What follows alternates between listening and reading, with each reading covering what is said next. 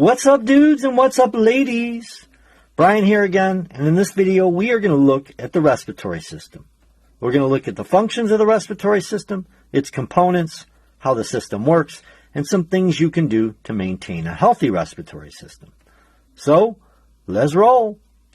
The respiratory system's main functions include transporting air into and out of the lungs, protecting the body against harmful particles that are inhaled, and its most important function, the exchange of oxygen and carbon dioxide. So it's basically about breathing. Now let's take a look at a diagram and we'll go through the respiratory system's main components. Starting here with the nose and nasal cavity, the mouth or oral cavity. The pharynx is here, and it is what we consider the throat. The pharynx is considered part of the digestive system as well as the respiratory system, and it connects the respiratory openings to the larynx and esophagus.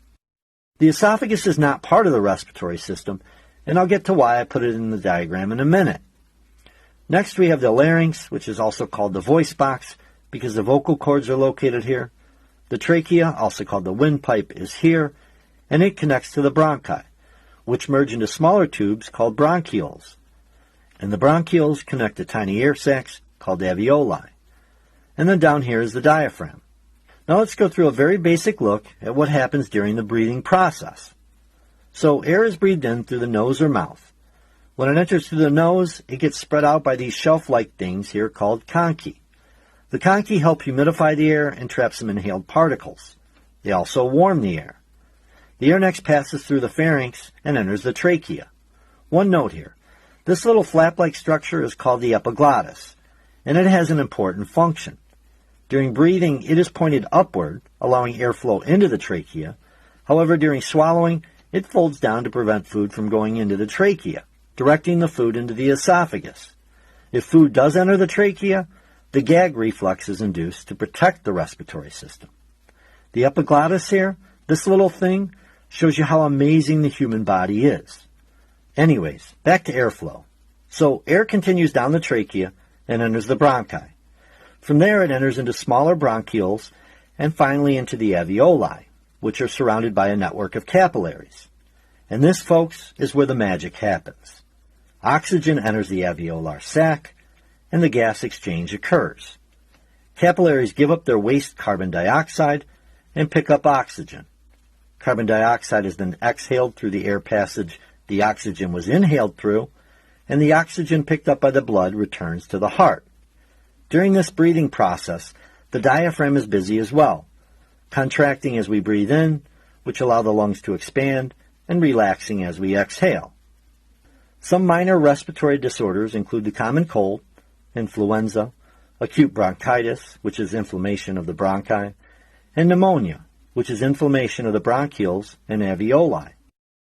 Some of the more damaging disorders include chronic bronchitis, where the bronchi become inflamed and narrowed, mainly caused by tobacco smoke, emphysema, where the alveoli become overstretched, and lung cancer, which in almost 9 out of 10 cases is caused by tobacco smoke. What can you do to maintain or improve respiratory system health? Maintain a healthy weight.